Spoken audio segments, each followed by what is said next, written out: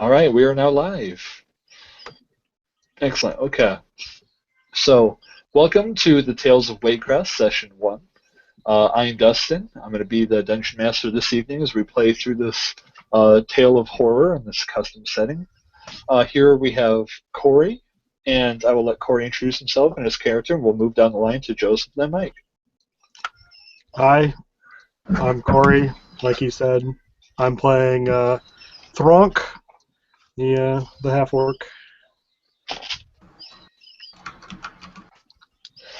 All right, If you want Joseph. more, I can do more. You don't have to do more. It's all right. Joseph. Yes, I will be playing Ruby Firegaze, a rogue scholar. And a brief little excerpt on this character. Ruby is a spindly human woman with a copper complexion. She has very unusual for a human crimson eyes, and she often is seen wearing some variant of an explorer's outfit. And just a bit of her goals and such. She likes to explore the world for historical artifacts to help support her position as a professor at a local university, studying all things, both magical and mundane. Very good. And Mike. All right. I if if any of you have seen my channel before, I do have the channel Campfire Tales Gaming. You can check that out on YouTube. And tonight, I will be playing an Elven Ranger by the name of Laughing Fox from from an area of this world called Verdant. She left her tribe at a sort of as a sort of coming of age, as customary for them to have the option to go and explore the worlds beyond her tribe's borders. She has very she's kind of short and scrawny, wears a leather harness, and is covered in various tribal tattoos, and her hair is like brown and kind of wild as well. Um, but yeah, and she is now, in order to make some money so she can survive in the lands, she acts as a guide between cities. Excellent. Yes, like the Amish. Okay, so you guys, the three of you, we have previously discussed this, but you guys came to meet in the tavern one night. We will get to that. Sorry, we've already covered that for ourselves, but we're going to jump forward a bit. We're going to jump forward to a bumpy carriage ride. And as you guys are actually in this carriage ride on your way to a town called Maroon, you have just passed into the borders of Waycrest. And for the last day and a half, you've been seeing nothing but countryside. Poor homes, secluded from one another, sparse bits of trees, and the occasional hill overcoming some forest. And as you enter into Waycrest, you notice the elevation drops. And as so, it gets a little warmer. And the wildlife starts to, become more. There's more plants going on. There's more trees, but they're not like lush, thick trees. They're more like scrawny little stick trees. And and as you continue traveling, it starts getting cooler and muggier, and this mist starts to kind of creep in. And as you guys are riding, you've been riding for a day and a half now, and one of you has fallen asleep.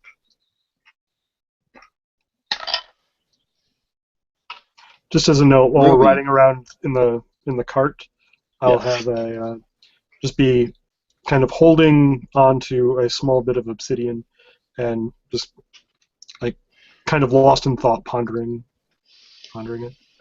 Excellent. Now, Ruby, you have fallen asleep.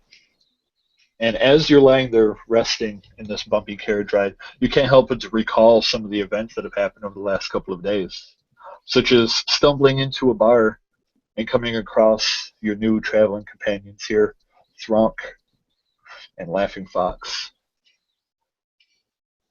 And as you came across them in the tavern, you brought to them a letter that you were given to telling you that they were looking for someone to hire, and to gather an adventuring party to go out and and to meet up with this matron named.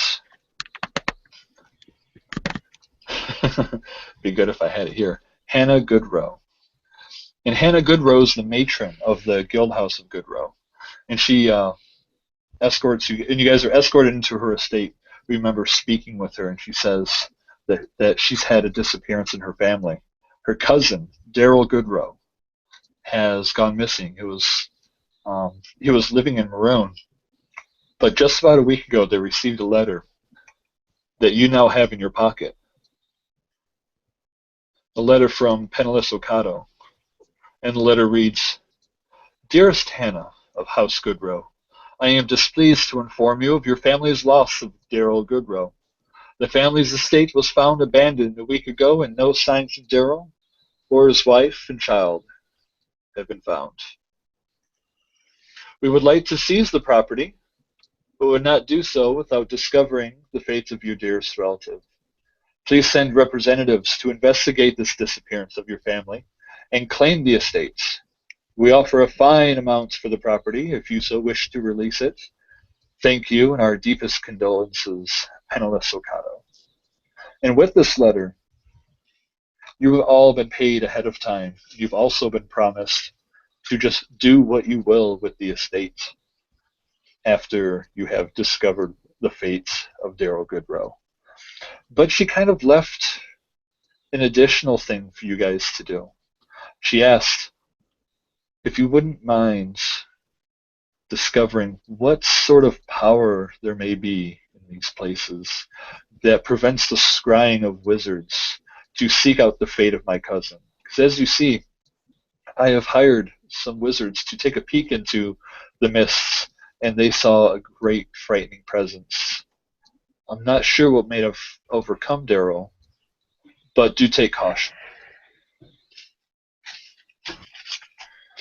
And suddenly, you're awoken from hitting your head on the side of the carriage wall.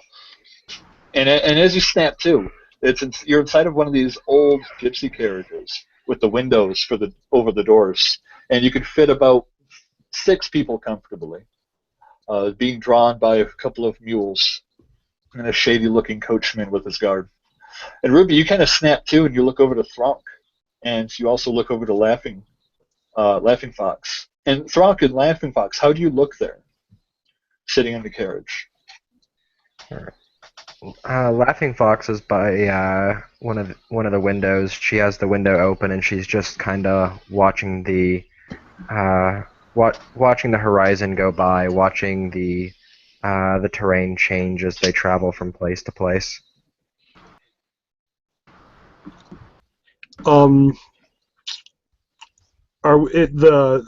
We're riding the carriage on the trail, and it's wooded on both sides. Yes. Then I'm pretty much ignoring what's going on outside, and just kind of still lost in contemplation with this bit of rock. Okay. And Ruby would sit up, rubbing her head, the knot on her forehead almost kind of swelling up before dipping away into obscurity, as she kind of muses aloud, trying to come up with a rational explanation as to how scrying magic would be prevented.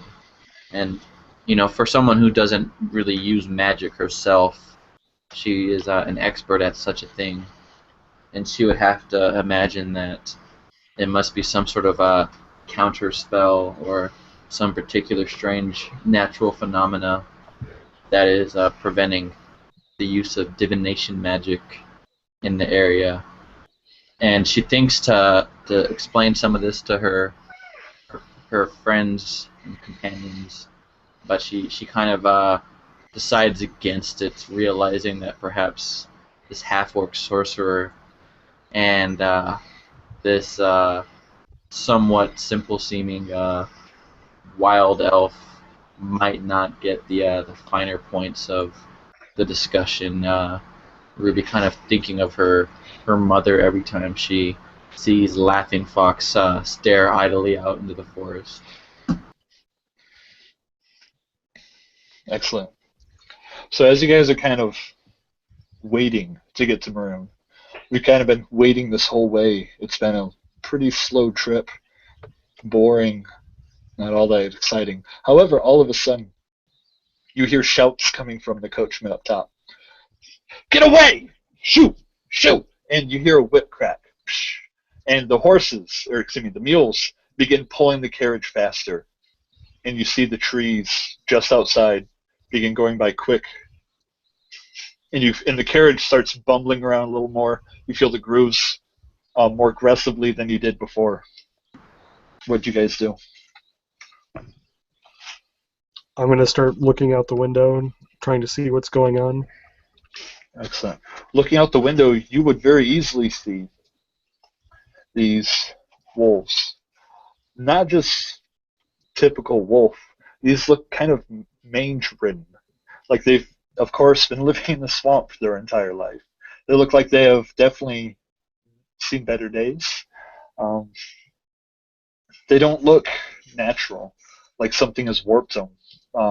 You just tell there's a feral look in their eyes as their jaws are snapping at the ankles of the mules and coming up to the sides of the carriage and trying to dart in between the tire or the wheels and things and just causing chaos and causing the mules to begin running.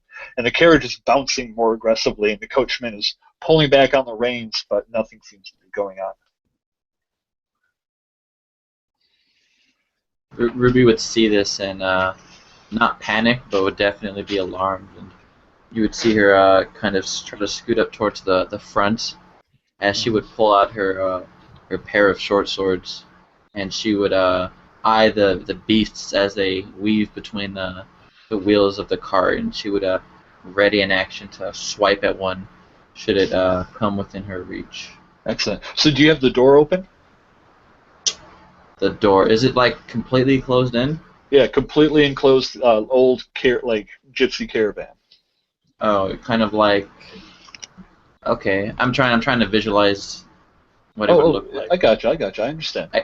My brain keeps defaulting back to like the old-fashioned like Oregon Trail caravan, which is like not correct here.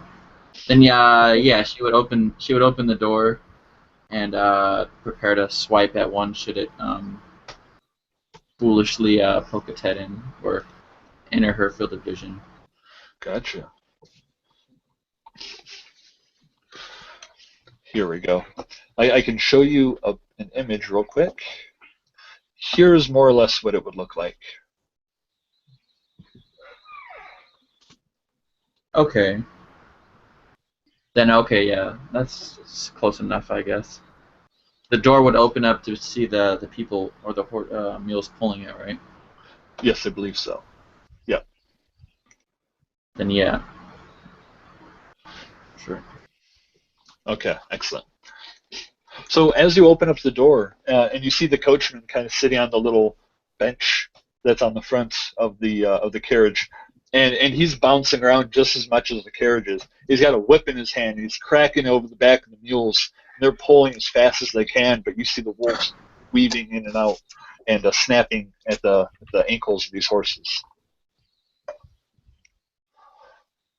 Okay, Laughing Fox. All right. So she's going to get up and go. She's just going to go and investigate. Slowly making her way up to the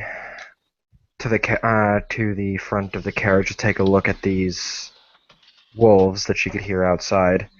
And she looks at them. Do I recognize anything about them? Well, Go ahead and give me. Oh, just from looking at them passively, you would tell that they have a look of just nasty, feral anger. I mean, they're not hunting for food. They are just hunting for the kill, for the sport of it. These things aren't here for trying to feed their fat themselves or the pack. These wolves are just here to attack anything that they can come across. They're Scum obviously to they're obviously max. wild. Do I know what ails them? From just looking at them, it could be possibly something to do with the mange. That their hair is kind of falling off, bits of blood and exposed skin all across their face, their backs, or their muzzle. Some of them look like they have. Some of them might have eyes that have been like they've been scratching at their face, and their eyes have scars and cuts across them, and they're not looking too good. All right. And doesn't look like we could outrun them. Well, you're currently on on the carriage, and you told the mules are putting everything that they got into this, but the wolves are keeping up with you. All right. So what Laughing Fox is going to do is she's going to grab on top of the roof of the carriage and actually climb up on top, balancing and just kind of balancing on there. She's not wearing any shoes. Her bare feet are kind of almost. She can almost feel the splinters from the make of the carriage. She pulls out her bow and levels it towards the wolves. Hmm. Not a task she particularly delights in, but one that she's going to perform anyway. Mm-hmm. Excellent. So does she fire, you said? Yes. Okay.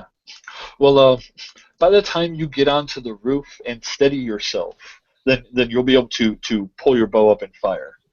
So as you're climbing up onto the roof, the carriage is like bouncing around, and everything's taking everything you got to kind of pull yourself up and keep yourself balanced as you get your footing and stand up. But this isn't too bad. I mean, you've had worse riding on jumping tree to tree. Your dexterity for this kind of activity is exactly what this calls for. And Thronk, it's coming back to you as the wolves are snapping in and out, snapping at the heels of these mules, and everyone's kind of climbing out to the front, looking out. What are you doing? I'm just double checking on some spells real quick. Gotcha.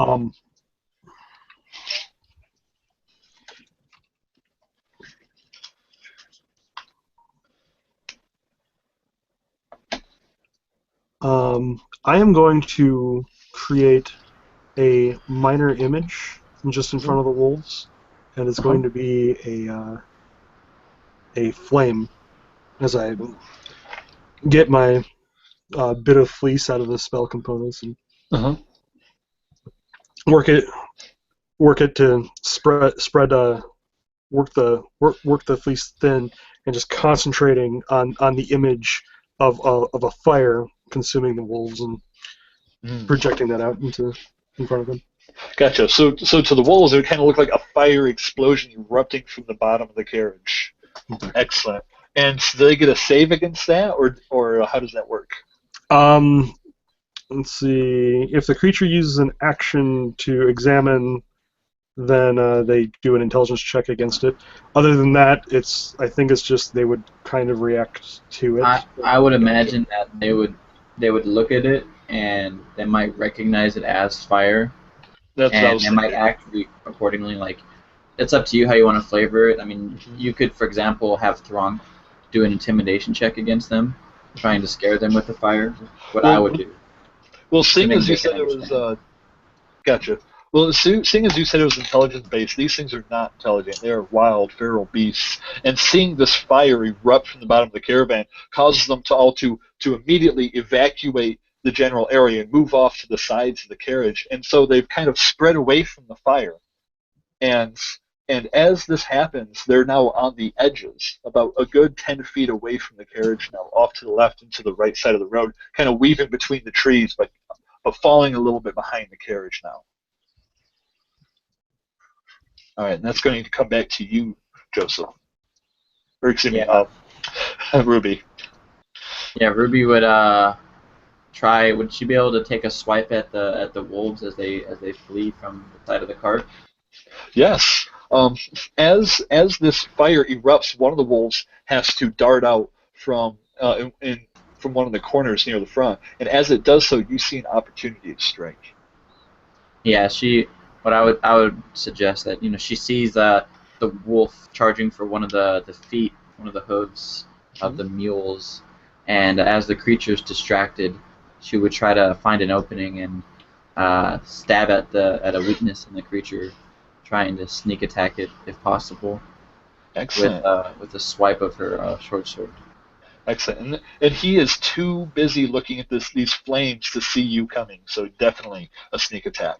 And to start off my rolling for the campaign, it's going to be a solid 1. So what you imagine actually happens is her eyes narrow with delight, the foolish creature not even looking, and she swipes down at the creature, only to have the blade completely miss. But instead of hitting the wolf, you see the short sword dislodged as she inadvertently collides with the back hoof of the mule, and the weapon is jarred from her hand and Oh, flies back into the cabin, landing perhaps a bit too close to Thronk as he's contemplating how to use his magic to save the day. excellent. So that blade just kind of goes spinning end over end through the air and impales into the back wall or into the floor. Yeah, and then she would sheepishly look around, noting that perhaps the elf didn't quite see because she was focused on other things. And she would casually pull out a dagger, acting as if nothing happened, trying to save face without having to crawl back into the cabin. Excellent. Okay. So, Laughing Fox, you've just climbed onto the top of this carriage, and the wolves begin moving away into the sides along the woods. But they're still running alongside the road. But they are losing their ground on the carriage. All right. So I'm gonna go ahead and they're still trying to pursue. That is correct. All right. So I'll Laughing Fox will level her bow and release an arrow at the closest one. Excellent. All right. And do I have a height advantage for being on top? You do. Um, However, that's going to balance out with the fact that you're on a carriage that's kind of bouncing around. You're keeping your footing, unless you would like to make me a dexterity check. All right. Don't botch. I guess not. Yeah, that's Well, the rolls are hard. powerful tonight. These Yeah. are the roles you don't hope for in a horror campaign. All right. So I'll take a regular shot. Okay. All right. I Dang. think it's broken. A 1, a 2, and a 2. Dude, we got this. All right. So they're more like warning shots then. Yeah. So So she releases her arrow and it just flies past. A tree gets in the way and the arrow just kind of sticks into the tree. Gotcha. Well, the surprise of the arrow thudding against the tree is enough to get the wolf to kind of like it surprised it, and it kind of like jumped off to the left a little bit, and it lost a little more footing with the carriage. So the wolves have now kind of fallen behind the carriage by a good 10 to 15 feet because they're keeping up on the sides of the road. However, they kind of merge back into the center of the road, and now they're 15 feet behind the carriage, still chasing after it. And you just see like slobber coming off of their jaws. They're snapping their jaws, barking and howling. And one of them, you see part of its face, where its ear and its eye would be, is just an exposed skull.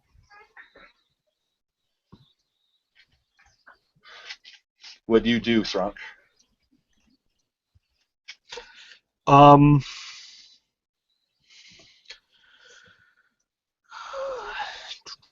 I think I am going to attempt. Are they're still losing ground? That is correct. They are still losing ground on you. as they are gradually getting further and further back. Right.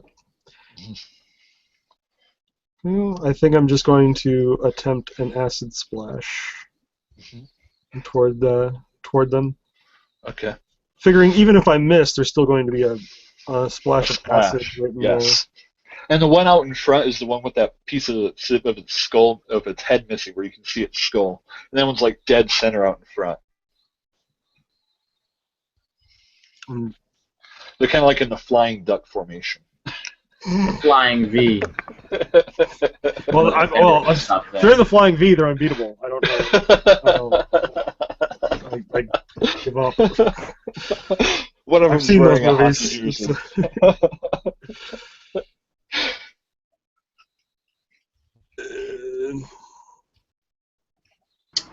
Sorry, I'll get once I get used to the Oh, you're all right. You're all right. new sheets and the new everything else, I'll be faster. You're good. You are just fine, my friend. So if you're going to be throwing this, it's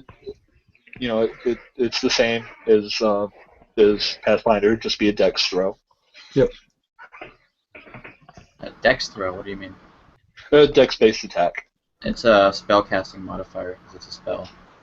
Oh, he's doing the spell. Sorry, I was thinking the flask. My bad. Oh no, acid. So, the cantrip. yeah. Acid. The target must succeed on a dexterity saving throw or take 1d6 acid damage, and the next closest creature would also have to take the save. Gotcha. Excellent. What's your charisma on your half-orc? It's gonna be a +3. Plus Okay. 3? Yeah, 16 charisma. Okay, Plus then. your proficiency, correct? Then that would make it a 13 on the DC. Yep. In case you're not sure, your spell save will always be a DC 13 with +5 to hit. So just write that down on your character sheet and never forget it. Okay. Excellent. So you said it was a 13 and it's reflex, correct? Dexterity, yeah. Dexterity. Excellent. So, these wolves, there's 4 of them to be exact.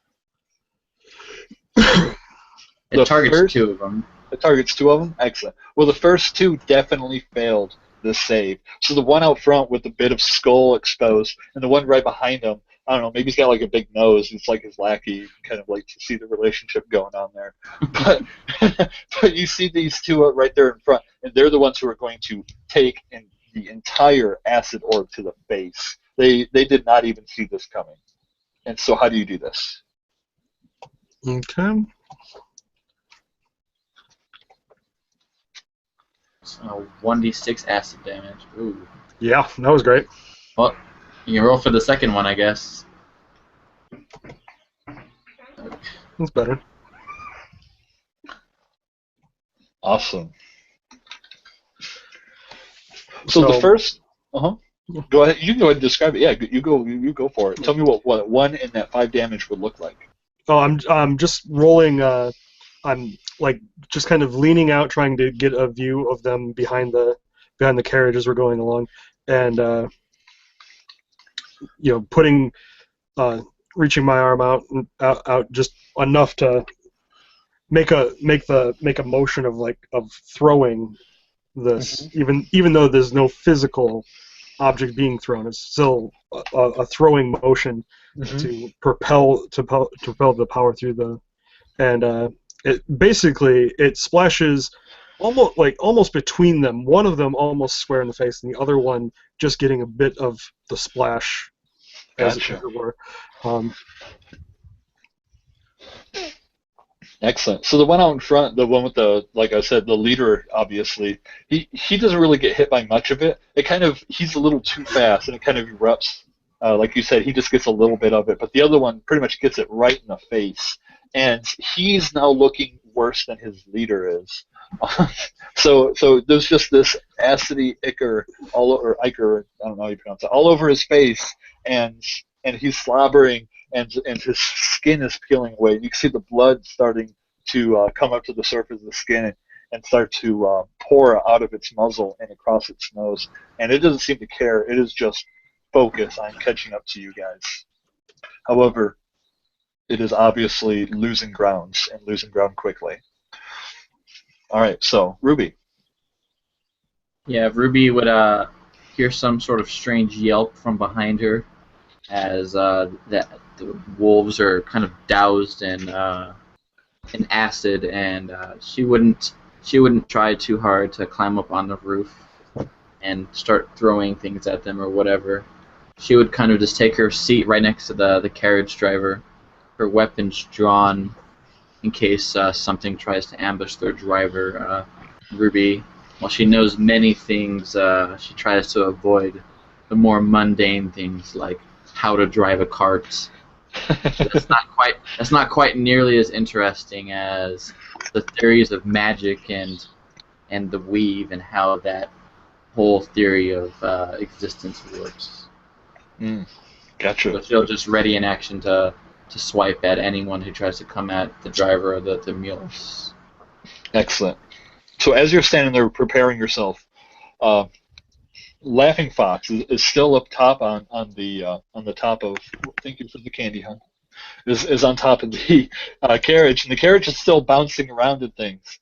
And the wolves have reformed behind you, and you see the acid hit the one in the face and kind of splash on the other one, kind of more or less just singeing his fur. What do you do? All right, so I'll knock another arrow, draw it back, and maybe this time it'll work. Mm-hmm.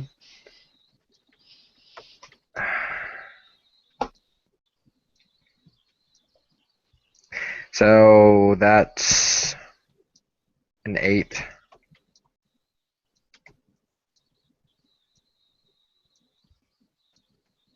Dude, our rolls are just outstanding. A 1, Yeah. a 2, a 2, and a 3. In about 10 more turns, we'll roll like a hit.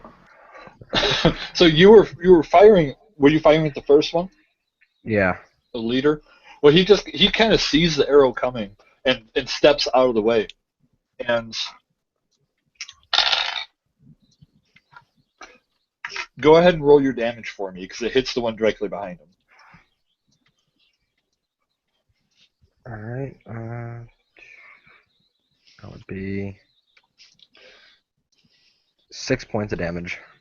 Okay, excellent. So the one who had the acid splashed all over his face, who is now more mangled up looking than Alpha, obviously, of the pack, he takes the arrow, like he is having the worst day of his life. And so the first one just kind of jumps out of the way, and the second one takes the arrow right in between the neck and the collar, and it's just too much for it, and it just collapses into the ground. Blood kind of gushing out of its face at this point, and it just kind of lays there, and the ones behind it just leap over it and continue the chase. But they are obviously losing ground, and after they have now fallen at least 30 to 40 feet behind you guys now, you can tell that they're giving up the fight, and they even stop and begin howling in the center of the road. The carriage isn't stopping here, though. The carriage is going to keep on going as fast as it can to escape sight from those wolves completely. And as they do, you guys, I would assume you guys climb back into the carriage. Yeah. I'm not going to stay on top. Okay. Well, as you guys climb, okay. Well, you guys would climb back into the carriage, and you're now able to relax a little bit more, even though the ride still is quite bumpy until about I would say 20 minutes go by, because these mules can't run like this for an hour, but they do run for about a good 20 minutes. And after they do so, they begin to slow down. And as they slow down, you notice the woods are much, much thicker. They're on both sides of the road. And the mists are also much thicker as well, obscuring how far you can see into the woods now. And the horses have now come down to just a gentle walk. And the coachman is like out front with a cloth, and he's like wiping his brow, like, oh goodness, oh my gosh, I thought we were goners there. And like the door is still open, the hinge is broken on it now from the bumpy ride, and so, or the latch, I mean. And so now the door isn't latching, it's like banging every time that he goes over a bump just wrong, and you can hear, and it's like part way open, you can hear him talking to himself out front. I can hear the driver talking to himself. Well, yeah. He's just oh my gosh, that was. Are you all right back there? And he like yells over his shoulder to you guys. Yeah, Ruby would kind of as deftly as possible kind of try to pick up her short sword off the wall without either of them noticing, and she would kind of slink back up and take a seat next to the driver, and she would say, "Oh, of course, I'm doing perfectly well. How are you doing, sir? That was quite the scare." Yes. I did not anticipate being ambushed by those beasts. It's not often the wolves come this close to the road. Things sure are crazy nowadays. And he gets a good grip on the reins, and you tell things are much calmer than they were before. And Ruby, as you're sitting out there with him, you can now hear like frogs in the distance, and maybe some crickets because it's starting to become evening now, and the fireflies are starting to come out. So we will be in Maroon here shortly. Yes, just a few minutes time, I believe. After we get around that bend, as a matter of fact, and he points down the road where it kind of crooks to the right a little bit. And she kind of nods in understanding, trying to be as comforting as possible, hoping this guy doesn't have a mental breakdown on the road before they reach their destination. Otherwise, Yes. Thank you for protecting me, all of you. I'm not sure if we would have made it here if it weren't for you. and she kind of smirks and says, "Oh well, you're just such a great driver. There's they probably wouldn't have caught us anyway." As she kind of just tells us like this lie that is like so like ridiculous that like not even like she's not even trying to hide it, but she's like just trying horribly to make him feel better about himself. he he doesn't really catch it. um, he just well thank you, man. But you don't need to patronize me. It was definitely your actions and your friends here that saved me. But we're almost to Waycrest. If you don't mind me asking, would you guys mind if if I stayed here for the night? I wasn't sure if you guys were planning on traveling all the way to Alistair or to Fort Sinclair, but I would like to stop here and take a rest after such an excruciating trip. Uh, Ruby would take a look back at her associates, kind of wondering if they have an opinion. She's not very charismatic, but she's willing to listen to what her associates want. I see no reason why not. A rest could do some good. Excellent. Well, Maroon's just coming up, and you guys go around that little crook, and just a little ways down the road, you can see the obvious signs of civilization. There's a couple of houses that you can see in the distance with smoke coming out of the chimneys. There's one of those posts with arrows pointing every which way to tell you which way, to Alistair, which way to Sinclair, and which way to Monera. And there's like a guard sitting or standing just below it, his arms crossed, wearing like a white tunic over top of some chainmail and some red stockings of some sort. And he's just kind of got his arms crossed and he's just looking around. But that's quite a ways in the distance. You kind of make out these figures. And as you do so, you start to get the feeling of um, this is where you guys might be, where you're supposed to be headed. Like this is definitely the right direction. And as you guys are approaching the town, you see something on the right side of the road. On the right side of the road, as the carriage is moving slowly, you see a two-story house, like a plantation house.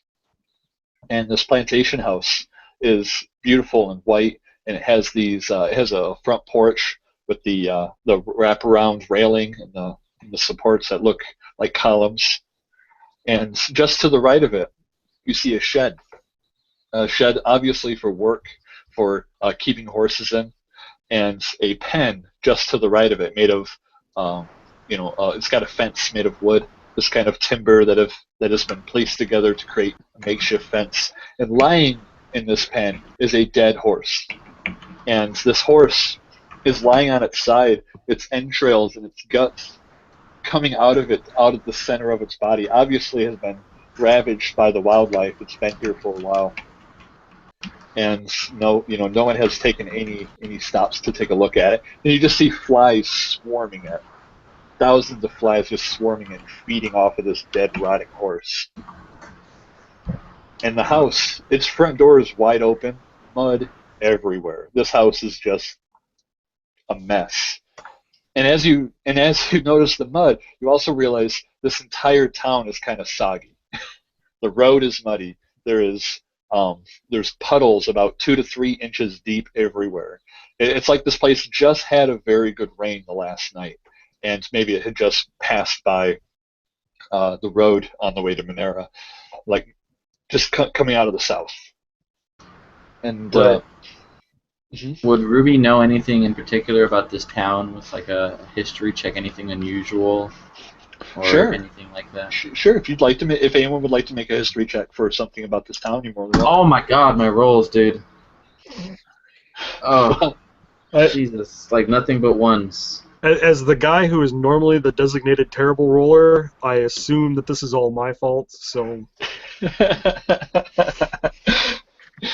Must be. It's okay. It just adds to the mystery. Ruby Right. thinks about this town, and as she's thinking about it, it's not so much that she hasn't read about the town. It's just in her head, it's kind of filed incorrectly, and she's heard of a town that matches this description, but she thought it had a different name, so she just kind of disregards all that information when, in fact, some of that is probably accurate, but just doesn't make any sense to her, and she kind of just stares blankly at this bog, not having any idea what's going on. Well, Laughing Fox got a 17 on a history check. Excellent. Laughing Fox. What you would probably remember is that this. And by the way, weren't you a guide as well as a ranger? Weren't you sort of a traveling guide? Yeah. And so you might have passed through here once or twice before. Upon doing so, you do recognize this place. And the house that you guys just passed, last time you were here, you don't remember there being a house like this. At least not in this condition. But you do recognize the place. It definitely looks like it as it has always looked. Muddy, freshly damp, dirty, and just unpleasant smelling. So this house was in better condition the last time I saw it? Yes, the last time you saw this house, it was in much better condition. That may have been a year ago or so. Alright. So she'll go ahead and share that with the party, just thinking out loud.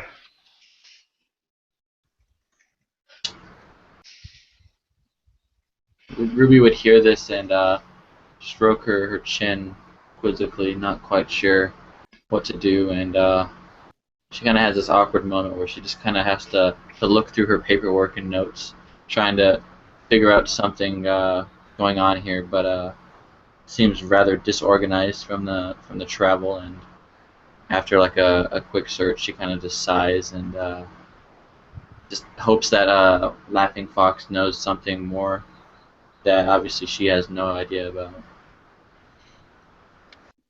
And I'll look at my companions and say, what I know is that this is going to be one hell of a story.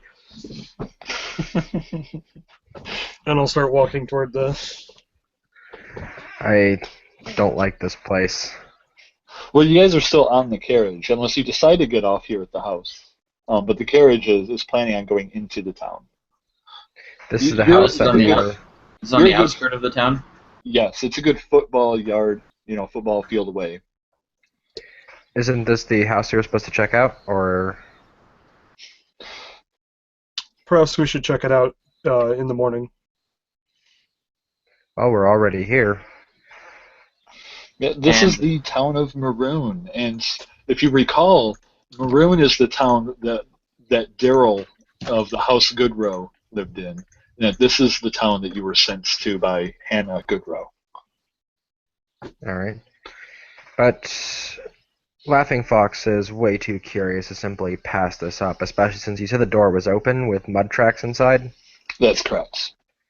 All right, so she's gonna get off the carriage, plopping down her own bare feet in the mud, and make her way towards the house. Her hands on her blades, just in case there is Mhm. more here. But whatever passed through here looks like it's been here for quite some time. So Okay, so the carriage, excuse me, the carriage stops to allow you to get off, and you just kind of plop off as the coachman, is watching you do this, and what do your companions do? Ruby will kind of nod to him, and she'll say, we'll meet you back at the inn later. Maybe we can have some sort of arrangement on what to do next. We'll see you when we're back. Assuming, of course, we live, of course. And she'll kind of plop off onto the ground, and it's like super muddy here, right? Oh yes. And normally she might try to not get absolutely filthy dirty, but she kind of realizes that that's impossible in this kind of weather. And she just kind of makes a comment to Laughing Fox. And it's quite clear that she knows what she's talking about, but like she doesn't know how to deliver the words very well. And she just says, "I think you should follow those tracks. You might be able to figure out what's going on here," as if it's like some secret to Laughing Fox, even though it's super obvious. it's yeah. All right. Laughing Fox doesn't even reply to that. She just kind of shoots you a look like, really? And you get this excited like expression on her face as she waves back, not quite getting it either. I'll hop down out of the carriage as well and tell the driver, don't worry, you got us here safe and sound, even fleeing from those banshees. So what Laughing Fox is going to do is she's going to start at the stable with the dead horse, Mhm. and she's going to read the land to see if she could piece together what happened here and make her way towards the house. Okay. So what does read the land mechanically do for us? It's not an ability, just survival for looking for Okay. things like Oh, tracks and gotcha. stuff like that. Excellent. Yeah, so go ahead and give me a survival check, please. All right, cool. And let me see. That'll be really One day we'll see double digits, dude. One day. one day. All right, you guys are So all that's 1d10s, an 11. right? What's your And favorite This terrain? dice rolling program's rigged. Rigged, I tell you. we're in my favorite terrain right now. Oh, then We you can- get advantage. Wouldn't you? Yes, I do. Yeah. Aha! I know the rules. Haha! Double There we digits. go. We have Boom broken goes the dynamite. Yes. 17. 7 Excellent. dice rolls later. So, as you're making your way toward the stables, you're looking down at the ground and you're examining pretty much everything around you. And what you're seeing here are mostly horse tracks, a shoed horse, and it came from the stables to the house, and then into the road, where it kind of goes stale from there due to the constant horse travel going up and down the road. All right. And the horse tracks, how many do I see? It appears to be one horse One with horse? 4 legs. Yes. It's not a 3-legged horse or an 8-legged horse. Have to be. It narrows it down significantly. So I make my way inside the manor. I'm assuming it's a rather large manor, not like a little dinky house. That is correct. So Alright. you shift your direction from the stable toward the manor instead? Yeah, and I follow the what's it called? And I follow. You said the horse tracks go into the manor. They don't go into it. They go up to the front porch, and then they go to the road. All right, so I'll follow them to the front porch, look around, and then proceed inside. When you get up to the front porch, you see that it's kind of at the corner where there's one of those columns for support, and there is obvious evidence that there used to be more railing here, judging by the splinters of wood coming up out of the bottom of the porch. Would Ruby be able to figure out what happened? I imagine it got knocked off by the horse or something similar. Well, the horse's tracks don't seem to go up onto the porch, but they Okay. kind of stop there, parallel to where that part of the railing has been broken. Ruby would just kind of be curious as to how it became broken, or if there's some way to figure out what's going on here. Okay. Well, the wood looks splintered, shattered, as if some sort of great force may have caused it. Trauma, of course, to the railing itself. Yeah, this actually would bring up one question. Mhm. Is the direction of the trauma towards the house or away from the house? It is towards the house. So as if something was breaking into the house, perhaps. And you'd see her kind of sit there quizzically, maybe adjusting her glasses a bit as she thinks this over. And she'd look over to Laughing Fox, and she would say, I think something might have broken into the house. You can definitely search, but I'm going to hide in the shadows and keep an eye on you. Laughing Fox, by the way, something you do notice now that your attention is drawn toward the porch. With your 17, this is going to continue on because you are still reading the land, and the land is telling you that there are tracks coming up from where the stairs are, leading onto the porch. Tracks of mud, all sorts of footprints. You see human footprints. You see smaller human footprints, and then you see something that kind of resembles like a barefoot person. But it's all kind of intermingled together. Like there's possibly 3 to 5 people who have at least traversed to this location.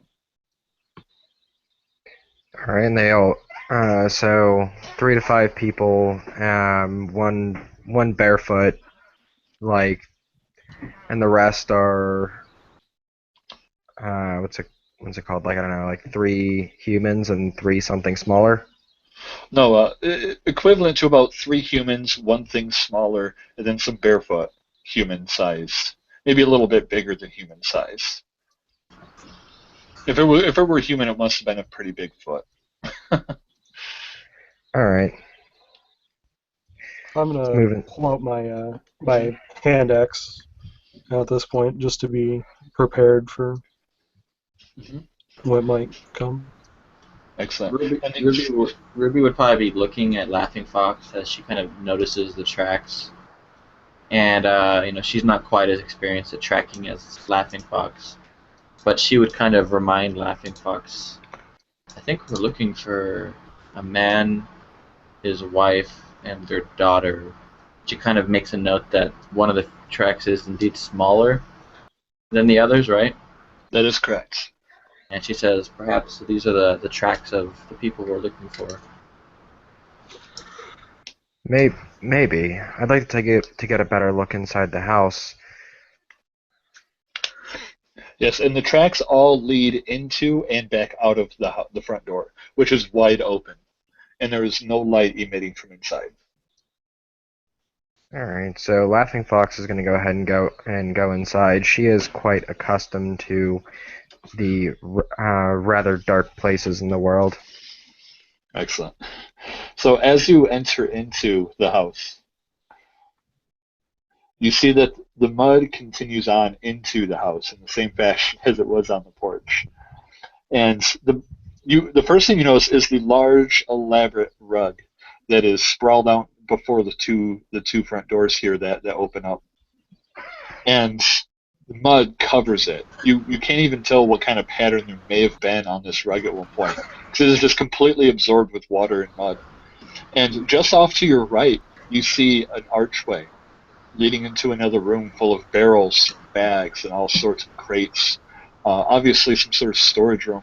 And off to your left, you see that there is a staircase going up alongside the outside of this obvious storage room.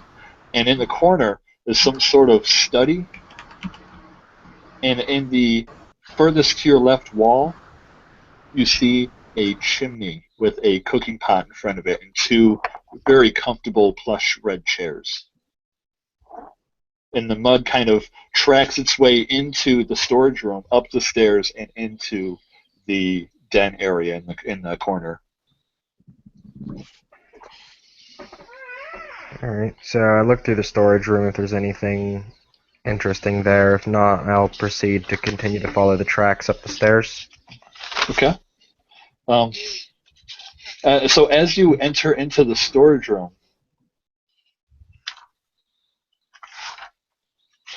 you see that there is a bunch of barrels, all their lids taken off. The smell of old dirty food. It's a pantry, obviously. There's sacks of flour that still remain, and there's still some grain, some rice. But all of the other foodstuffs, such as the fruit or vegetables and things that would have normally been here inside of these barrels, is obviously gone. But you can see like the leftover remnants of, like, if it were an apple, you'd see little green apple leaves, or if it were potatoes, then it had that kind of potatoey smell to the barrel. And sitting on a table in the corner of the room, you see a black black vault about the size, about 1 foot in each direction, so it's a 1 foot cube, and it is it's got not the spinny dial thing, but it's got some sort of combination lock on it, and this combination lock is all set to zeros, and it is currently shut and locked.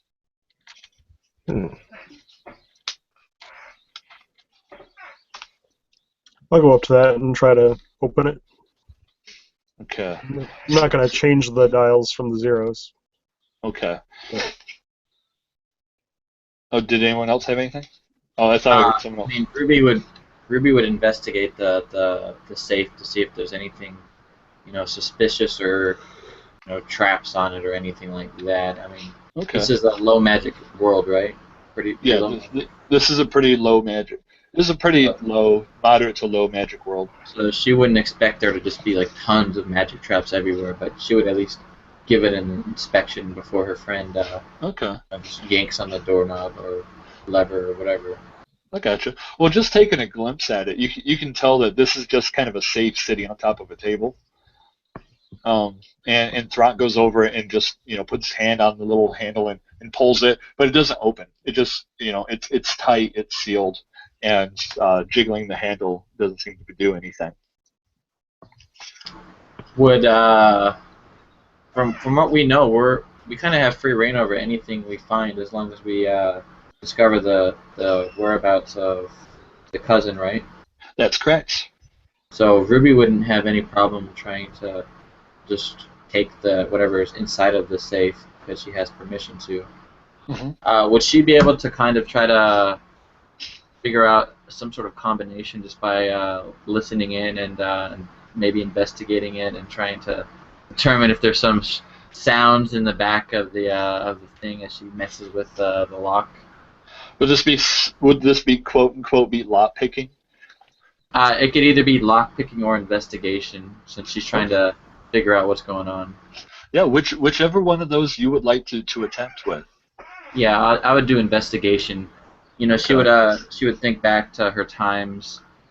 She had often maybe broken into the library and stolen books, Okay. and she'd often sit there and listen to the ringing and clacking of the locks as she would undo them. Excellent. You know, this is fucking legitimately broken. I swear to God. Like on like a one. I think I've rolled nothing but ones this whole game. I've rolled like 4 ones. Go ahead and tell it to roll 10 d20 just to see what it does. I guess. It's- So Ruby would literally just sit there and listen, and she would think for a moment, and she'd quickly come to the conclusion that this lock is clearly damaged in some way, and whether or not that's true, she would just figure out there's no rhyme or reason to this. It must be soggy with too much moisture. As she just stands up and shakes her head to her partners, trying her best not to reveal her complete ineptitude. As she just, yeah, soggy. The gears, the metal gears, must have rusted in the disgusting weather. And she just kind of casually like shrugs and she says, well, I guess we need the safe combination. Is this a 3? Is this a 3-digit safe combination? yes, it is. And she would look at it and she says, well, we could either look for the safe combination or we could sit here and input all 1,000 possibilities. I imagine that's how it would work. You just put the combination and it opens. I don't know. But it would obviously be something that would be ridiculously long to just sit here and try to figure out. Yeah, it would definitely require more than 20 minutes that taking 20 would acquire. Just a little bit. Come on now. Well, maybe we could find someone to get the safe open later. We could always take that with us. I'm gonna go check upstairs. Okay. So Laughing Fox kind of heads up the stairs. What about you, Thronk? And what about you, Ruby? Where do you guys head? I will follow, mostly knowing that I don't have a ton of actual investigative skills Mm-hmm. for what we're doing here. I'm just trying to lend support how I can. So I'm going to follow around. Okay. Do the tracks in this room, do they indicate anything unusual? Is it just somebody walking in, pilfering supplies and leaving? Or is there some other pattern to the tracks in this room? Due to the chaos of the tracks, it definitely appears to just be people walking in and then walking out. Doesn't seem to be like footprints of a struggle. Doesn't seem to be anything outside of the normal of just footprints of mud and just a big mess left behind by whoever walked into here and walked back out. Yeah, I mean, the only thing she would probably be able to come to a realization about is, obviously, if it's the people who live here, Mm-hmm. they probably would have taken better care of the house than to just leave it all soggy and muddy. So, I mean, maybe unless they're like the biggest slobs on the planet, This is they Waycrest. these probably aren't friendly people at the very least who are just coming in here and ransacking the place. And she would just follow after her companion. Maybe they were the owners in the house, and they had to leave. They had to leave in a hurry, but then realized they forgot something. It's true. I mean, they could be. She would think about it for a moment. She said, "Well, they could have been maybe running and grabbing as many supplies as they could out of the pantry before fleeing. I imagine that's possible."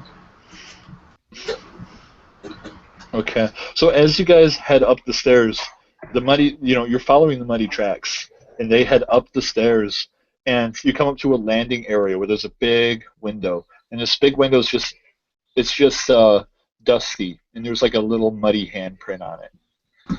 And as it comes around this landing, it circles kind of like a horseshoe, and it comes back around, and you're now facing toward the direction that you came in from the house. And off to your left is a door leading to a rather large single room, and inside of it is a bed, a dresser, a couple of trunks, and a chair, and with a couple of little end tables. And so the mud just goes into there as well, but also continues down the hallway and goes off to the right. And as you're looking to the right where it trails off, you can kind of make out the outline in the shade that there's another window there, obviously, but there's a chair and a table with two more chairs sitting around it, and sitting in front of the chair is a goblet lying on the floor.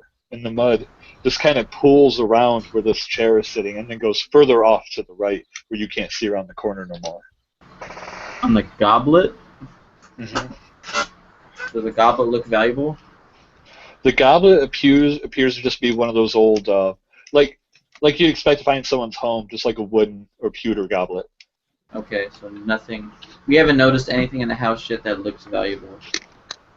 No, as a matter of fact, Ruby, as a person who would notice something valuable, right from the start, you've seen everything in here. If there was anything valuable, it's gone, or maybe they didn't own anything valuable to begin with. But then again, this is like a plantation home, and you'd expect there to be some sort of valuables, but there definitely don't seem to be any.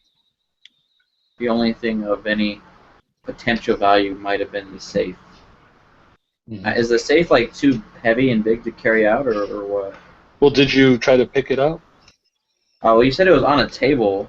Yeah, just sitting So, there. yeah, I mean, she would have tried for sure. Okay. So yeah, if it was heavy. If you were down there and you're like examining it, things, you probably would have tried to pick it up. And the safe feels like it weighs about 80 pounds. Oh, she would make a note that maybe Drunk would want to carry it out because it would literally take all of her strength to heave that off the table, and that would not be something she could carry around very easily with her like 8 strength. I can try. It appears that they have been totally ransacked. I don't know what else we'll find tonight. She would agree. Well, go ahead, I'm sorry. That's it. Okay, so as you're looking around and seeing these things, if you were to go down there where the chairs and the table and the goblet on the floor are, you would see another room with a door leading in. There'd be a much smaller bed and a cabinet, as well as a trunk and a dresser, but they're all pulled open, and the mud seems to come into here and pools all around the floor in this room as well. Ruby would Ruby be able to kind of determine if this was like the child's room, the yes, smaller bed? This obviously seems like a child's room, but on the bed you notice that there's no sheets and no blanket, no pillow, just the down mattress sitting on top of its wooden frame. Yeah, she would think about it for a moment. Are there any? She would have this idea that maybe, if someone's in here robbing them, they probably wouldn't care too much about the toys, because the toys, most of them are probably not worth that much money at all to begin with. Are there any signs of anything left behind here that might have been, that have belonged to the child? Like maybe like a toy hidden somewhere underneath the bed or in a closet somewhere? Actually, this room seems to be the most vacant out of all the rooms you've come across. The chest is obviously some sort of, by its position, it definitely looks like it's like it would have been accessed the most easily in the room. And it's wide open, its lid exposing everything inside of it, and there's absolutely nothing inside of it. And the dresser behind you has all of its drawers pulled out, piled in front of it, and there's absolutely nothing except maybe like a pair of socks. Yeah, there's a pair of socks left in there, and that's absolutely it. Ruby would look to her associates for some kind of opinion here. She has obviously her own guests, but a second opinion, as primitive as a wild elf might be able to do, he would still want a second opinion. My only thought would be that either they cared a great deal for the child and wanted to make sure they had all of the things to make sure they were as comfortable as possible, or they might have a lot of children and needed these things to distribute amongst them. I get the feeling this. It seems like the tracks they knew exactly where they were going and what they were looking for. So it wouldn't be unreasonable to assume that whoever took this had some familiarity with the place. Yeah, Ruby would take a mental note of those two things. And is there anywhere else in this house we haven't checked yet? You said there was a. There is a large, obvious master bedroom. There's this little hallway area directly outside where the three chairs are surrounding a small table, which appears to be like a card playing table. And downstairs there is a den in the corner just below the staircase, as well as a kind of a sitting area in front of a hearth where there is a cooking pot and two large red chairs. Yeah, Ruby would kind of gesture for her associates to follow her, maybe to the cooking pot, just try to figure out how old it is, since it's been used, and examining these chairs. These chairs, they're like in decent condition.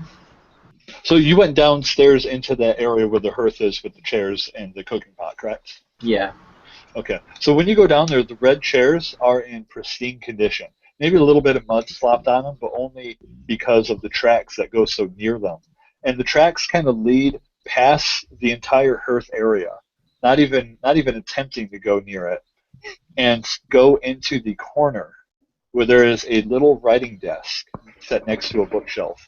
And on this writing desk, you see that there's a bottle and a cork laying on top of it, as well as a bunch of scramblings of papers and a writing quill with ink. And the chair is flipped over in front of the writing desk, and there is a goblet lying on the floor beside it.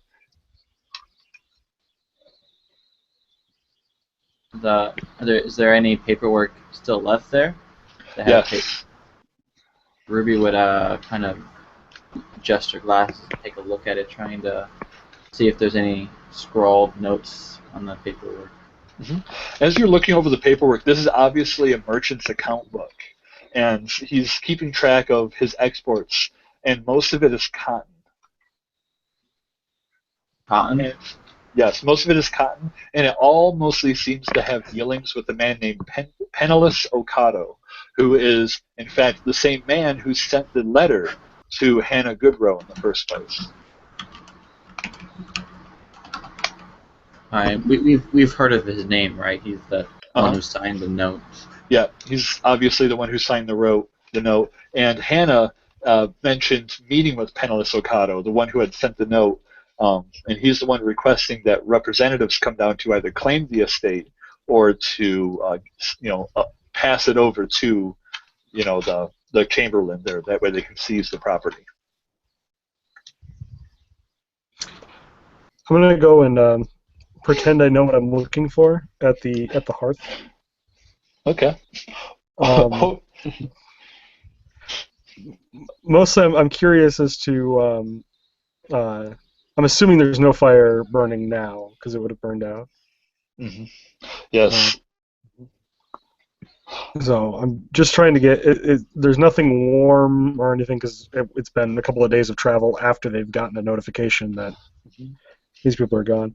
So if I can get any kind of indication as to how long ago it might have been used, with absolutely no skills that would tell me this, but this is what I'm seeing other people going around trying to, like, looking at things and and all this stuff. It's like, I'm going to be useful. Well, it wouldn't take a whole lot to take a look at this fireplace and see that it was active a long time ago. There's absolutely no heat to this, and in fact, it's a little soggy from the moisture that is kind of apparently plaguing this place, and it feels very cold to the touch. And looking at the cooking pot, there's obviously rotten stew inside of it, and it smells just awful. And there's like a couple of gnats flying around it.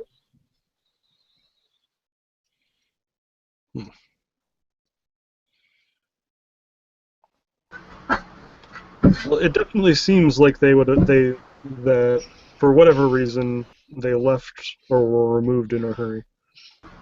As a matter of fact, you guys might even notice that there are a lot of gnats around this area, kind of coming from the desk and from the cooking pot, obviously.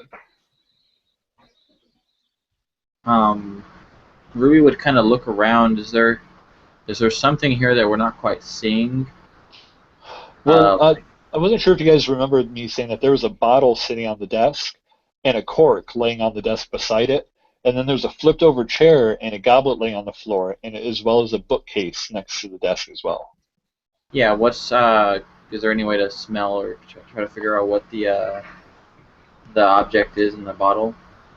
Sure. Go ahead and give me an investigation check, please. All right, I'm gonna try to break the one barrier tonight. There we go. 13. Excellent. So that would give you a 13. Oh, that's the total is what I'm saying. Whenever I tell you the 13, number, gotcha. I'm gonna Okay, give you the gotcha. modified number. Misunderstood. Excellent. So what the DCs for this was 10. You could easily pick up the bottle and take a good whiff. This is obviously a wine. However, with your 13, you're able to tell it kind of smells like a flowery wine, like very herbal, which is kind of strange for a wine to have an herbal kind of smell to it. She kind of like raises her brow and looks over to Laughing Fox and presents the wine. Do you know? And she thinks about it. She's trying to remember if the wild elves would have wine from her knowledge, and she's not quite sure, but she kind of presents Laughing Fox the wine anyway, and to take a smell out of it. All right. So Laughing Fox will take it and smell it. And I actually I'm not sure if if they would have wine. Probably not. It doesn't sound like the climate to grow grapes. Mm-mm. They might not have wine. Um, seeing as they're kind of like a tribe from the treetops, it wouldn't be any sort of good way to make it. As well as, well, actually, there'd be plenty of berries. So, as a matter of fact, they probably would have a wine that the verdant elves would be particular to. That would be something that they would make with the berries that grow along the brush on the ground. It might actually be because the halflings there are very fond of the wine, and the elves and the halflings do trade things very often, and so you may have come into contact with wine before. All right. I wonder, would there be any way for me to be able to see if this wine was poisoned? Yes, as a matter of fact. What sort of check do you think you could use for that? Survival, investigation? Knowledge nature, or yeah. Knowledge nature would be good, yes. All right. And Ruby would assist Laughing Fox on that roll. She actually does know a lot about nature as well. Okay, Oh yeah, 21. excellent. And so, with the assist of Ruby, who's just kind of like telling you, man, it smells really flowery, kind of herbal. I can just kind of put my tongue. I can't put my tongue on what it is though. And as you smell it, Laughing Fox, you can tell obviously this has got a plant in it. It's a very plant that is actually outside surrounding the house as well, and it's called dream snap.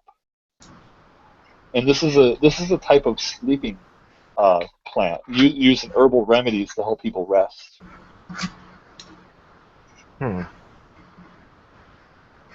Perhaps this will come in. This will come in handy. I cork the bottle. Excellent. And the smell is just kind of all around this office area. Now that you're able to pick it up, because you just took a good old whiff of it, it kind of smells like the whole area. It smells like this wine.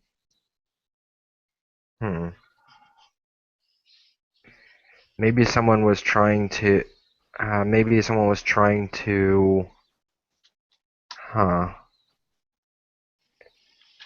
The whole air. And is there anything spilled or? Yes, as a matter of fact, when you look down at the goblet laying on the floor, there's obviously some sort of uh, black outline left from the spilled wine that must have come out of this goblet a long time ago. And the gnats are just kind of swarming around it, feeding off of just the essence of the fresh berries used possibly in this wine. Per, perhaps someone was trying to. I'm trying to think of the right word for it. Sorry, I don't speak common very well. Um, Perhaps something was tormenting them and they were seeking solace from it. Ruby, Ruby would kind of understand Laughing Fox and her inability to speak common very well, but she would think about it for a moment, and uh, she would kind of have this idea that, I mean, it's always possible that perhaps someone was grief struck and had taken to either drinking it to put themselves to bed at night because they just can't handle life as it currently is, Mhm. or perhaps some sort of poison to to knock out somebody who's unfamiliar. But she'd imagine that such a easy to smell poison wouldn't be used so casually. Somebody wouldn't be poisoned out from an. She kind of explains to Laughing Fox that the source of this plant is nearby, so it would be highly unlikely for this person to be just poisoned by a plant that they should be probably familiar with. I would guess they did it to themselves. Yeah. Or maybe they were sick. I've heard of some people using wines such as this to sleep until their sickness passes. Whatever those wolves were inflicted with, who attacked us on the road, maybe it's not something unique to the wolves here. Well, you said before that it looked like whoever was going through here knew what they were doing and where they were going.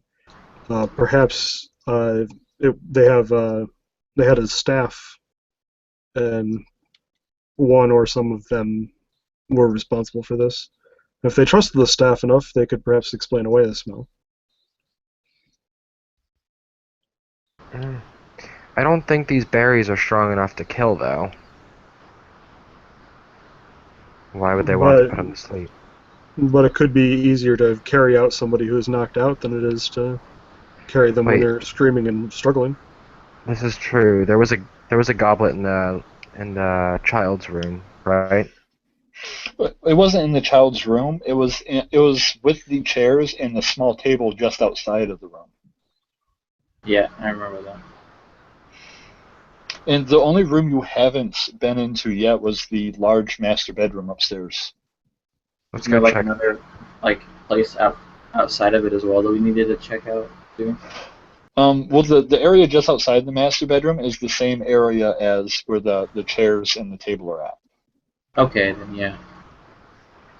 Yeah, the chairs and the table kind of take up the entire available landing space up there between the child's room and the master bedroom. So you go back up, and you go to the where do you go upstairs? Ruby would lead them up to the master bedroom, Okay. but Um, she would mhm. before trying to break in and enter it, she'd have this strange feeling like this is the master bedroom, maybe the most important of all the bedrooms, and she would kind of slink up to it and try to hear if there's anything going on inside the room. Well, the door is slightly ajar, and so you can actually hear rather well inside of it. And you see the muddy footprints kind of disappear underneath the door, and you don't hear anything on the other side of the door. She would kind of gesture for Laughing Fox to enter and lead the way. So Laughing Fox will slowly push open the door. Okay. The door creaks open very slowly, and there's a Trask I'm just kidding. The door What kind creaks of open. what kind of dimensional shenanigans is this manor? It's so tiny, it's a miniature Tarrasque. As the door Nope. creaks, as the door creaks open, there's obviously the mud continues into the room, but there appears to be no sign of any sort of activity going on in the room. Just off to your left, you see a large chest with all of the drawers pulled out, like the one in the child's room. In the center is the large king-size bed with the mattress still on it, but absolutely no blankets and sheets. And over in the corner is a trunk that is still sealed. Let's find out what's inside. What's in the box? What's in the box? Yeah, Ruby would quickly head over there, trying to check out the area for anything unusual. Obviously traps, but she's not expecting very many traps in someone's house. As she kind of examines the chest, checking it out, see if there's anything unusual about it. Well, the chest seems to be absolutely normal, except for the small, muddy handprints all over it. Small muddy handprint? That's correct. Would Matching the same small handprint that you saw on the window as you reached the top of the stairs. Ruby would think back to the stories she'd heard in broken common from her mother, perhaps. Stuff about halflings and her dealings with him. She kind of looks to Laughing Fox and would ask if there's any way she could tell if these are the handprints of a child or a halfling from her experience as a tracker. Alright, so I'll take a look at it. Can I tell? Well, seeing as you're so... Actually, I'm looking at Ruby's sheet. Okay, I would Maybe like... you can investigate. Like I could investigate that if you want me to. Yeah, I would like to take a closer look at it, because it definitely could be either or. So go ahead and give me a roll there for it, please. Sure. She kind of narrow her eyes and kind of lean in close, and that's a 21 on the check. Okay. You don't have to have much experience with halflings to know that this hand, because if it were an older hand, then the segments between fingers would be longer, no matter, and they'd kind of match up with the size of the palm. But just looking at it, you can tell that these hands are from a small child. And she kind of looks back to Laughing Fox and says, "It's not halflings. It's a child." And she kind of is trying to figure out what the deal is. From what we saw in the previous rooms, there's a lot of these small child handprints, right? That's correct. Were there accompanying adult ones on the stuff as well, handprints, or all children? So far, it's only been children's handprints on things that you found so far. Okay, so she kind of makes that known to Laughing Fox, that it seems like a child has been rummaging through this house. I think Laughing Fox only spotted one set of small footprints outside of the house, right? That is Yeah. correct. So she would assume that it's not more than one child. And she would look at this chest, and is it locked? The chest is obviously not locked. There doesn't even seem to be, because it's just the latch. It's not like the keyhole, and there's no sort of lock there to hold it closed. Well, she would check the lock and latch and then open it. Okay. When you open it up, you see a cloak, a red cloak with a symbol on it. And the symbol, I'm going to throw this to you, Ruby. What does the symbol look like? What does the symbol look like? It's obviously a crest. Oh, okay. Ruby kind of looks at this crest, and it's in the shape of some strange white flower, something she might have seen in a book, but she'd have to think on it for more than just a moment to kind of identify it. She's not sure if it's a noble house or just some personalized item, but she'd have to imagine that it's some sort of family crest of Mhm. some kind. Yes, and actually looking at this crest, you recognize it from the banners that line the walls in the Goodrow estate back in Monera. She recognizes it from Monera. Back, From Hannah Goodroad's guild house. oh, okay.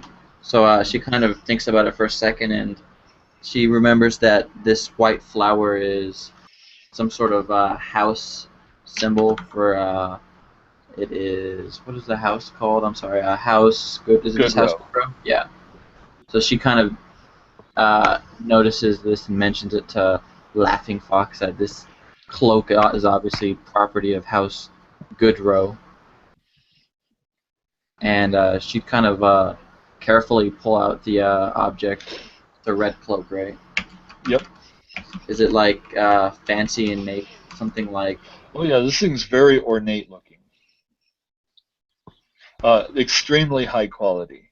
Obviously, could be masterwork craftsmanship, but just high quality in general. Um, Possibly even an heirloom. She finds this a little bit strange that this is the only thing of any value that's been left behind here. Hmm. And she would look to her allies for some sort of opinion on the matter. As you'd see her carefully and neatly fold the cloak up into as tight and compact a square as she could before Well, slipping it into her backpack. well, based on what we've seen so far, whoever came back knew exactly what they were grabbing. Probably lived here. The child's either injured or had blood on her hands for something. They seem to grab necessities, food, blankets, stuff like that. As far as actual valuables, there didn't appear to be too much. But the um, the fact that this cloak was left behind with a clearly identifying symbol, perhaps whoever they were on the run from, they were on the run from someone or something and did not wish to be identified, which means it was more than something local. Maybe they're being hunted by somebody. Yeah, Ruby would definitely agree with that. But there were handprints on this chest, right? That's correct. Small, muddy handprints. Was there anything else in this chest, or is this the only thing in there? That is the only thing in there. And Ruby would have to imagine that maybe there was something above it, just regular clothing or some other valuable item. She's not quite sure. The thought of a runaway was possible, but there's not really any evidence that would support that beyond just speculation. And if they were grabbing and if they were only after valuables, they wouldn't. I'm sure they wouldn't have bothered to strip the beds of blankets and stuff. That should mean that it's probably sentimental or completely pragmatic. Yeah, she kind of is trying to rationalize all these strange things in her head. Is there anything else in this bedroom that she would notice? She would kind of Other, look. She would kind of uh, give this room like a closer, fine-tooth inspection. I gotcha. Well, after spending enough time in here to kind of rummage around and just taking your time to peruse, you can tell that there doesn't seem to be anything left in here other than the dresser with all the drawers kind of pulled out, the naked bed, and the now open and empty trunk.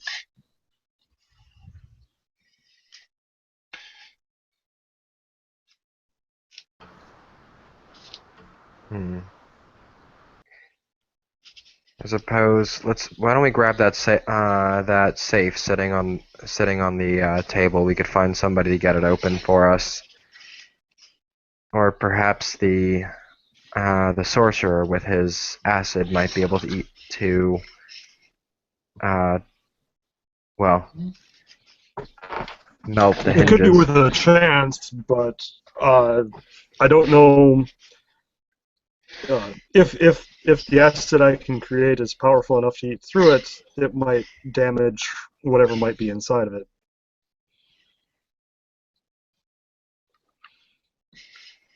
Yeah, Ruby would. The only thing Ruby would ask the sorcerer beyond this is, after he picks it up, if he were to like kind of move it about, would you notice anything moving inside of the safe, like paperwork or coins or anything like that?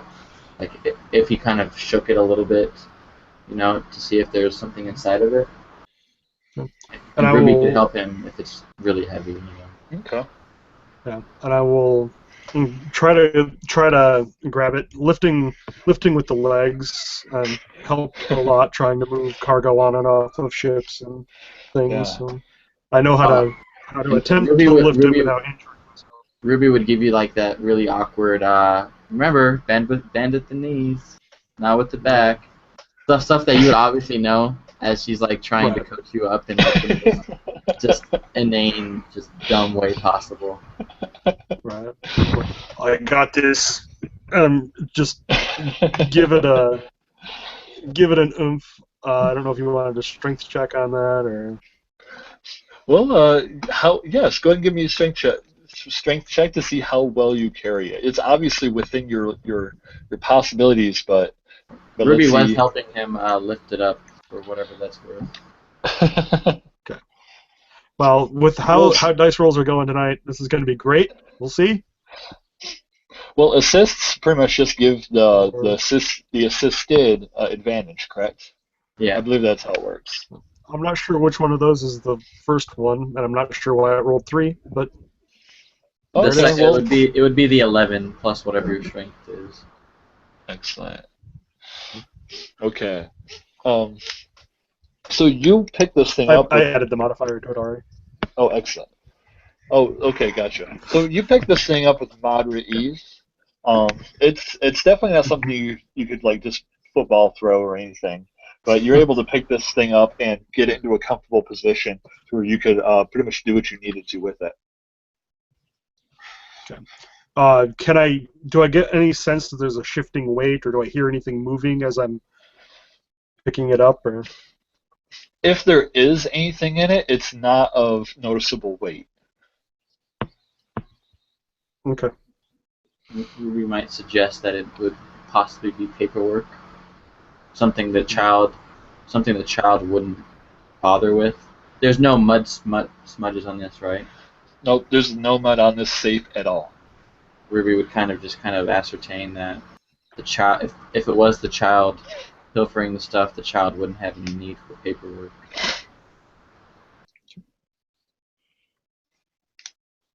Okay.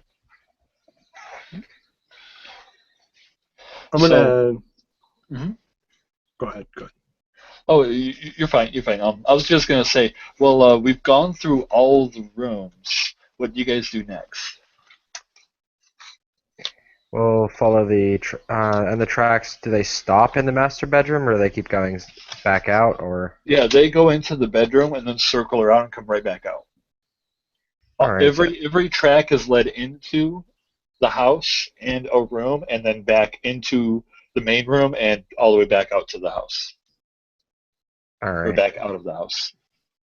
Yeah, Ruby would suggest that maybe we could go to the stables and check out that area as well. There was obviously a dead horse, and she's kind of curious if this town is like just actually the worst, and there's just dead animals everywhere, and nobody seems to give a shit. But you would definitely be interested in checking out the stables, and let me see what I wrote down here. Okay. Yeah, there was the stables, and then there was like a pen, right? That's correct. A It's kind of like shed and a pen. I'm sorry. yeah, it's like a 2-horse shed / stable, and a pen kind of attached to the side of it out of just like makeshift lumber. Yeah, it's just the weather right now is just still kind of just misty and sloppish. Yep. And oh yeah, that is correct. That is something, Corey, you just brought up. how late do you guys want to go? We did start a half hour late, but I don't want to be going all the way past 1 o'clock. So it's up to you guys. So we can go ahead and decide to do a stopping point here, if you would like, or we can continue on for a different stopping point. It's up to you guys. Well, 'Cause, Mhm. I get the feeling the next stretch of what we're doing is going to be pretty long. We're probably going to stumble onto something that'll require a whole session. I'm actually getting pretty tired right now, so. Mhm. Gotcha. Obviously I've been fairly out of it all night. I talked to Dustin about it earlier. Yeah, it's understandable. So, I mean, Well, what do you guys think about our next session being this Thursday at 10 o'clock? 10 o'clock Eastern. That's correct. I'll tell you as a rule of thumb, any time is probably okay for me. Mm-hmm. You know, I obviously live on the West Coast, so I get home from work around like 3:30, 4 o'clock Pacific time, and I'm basically good from then on. So if you're able to start earlier, that's cool for you guys. Mm-hmm. But for me, it doesn't really matter either way. Whatever works for you guys. It's not likely I'll be able to make Thursday. Okay. Well, we will plan then for at least by next Monday. If Thursday happens, it happens. We will see. Keep in touch on Facebook, and we'll go ahead and do our sign-off. All right, so I'll start here with Corey on my left. bye. I'm Corey. Joseph? Yeah, it's been a fun little investigation here. Thank you for the game, Mr. GM Man, with the tiny child plunderer. I don't know quite enough to figure out what's going on quite yet, but I'll pass it off to the Laughing Fox. All right. So it was really fun gaming with you all. I look forward to continuing this game. So. Excellent. And I'm Dustin. For anyone who did watch this, thank you for watching. And we will be I'll be posting it if you guys wanted to on my Facebook wall. Have a good night.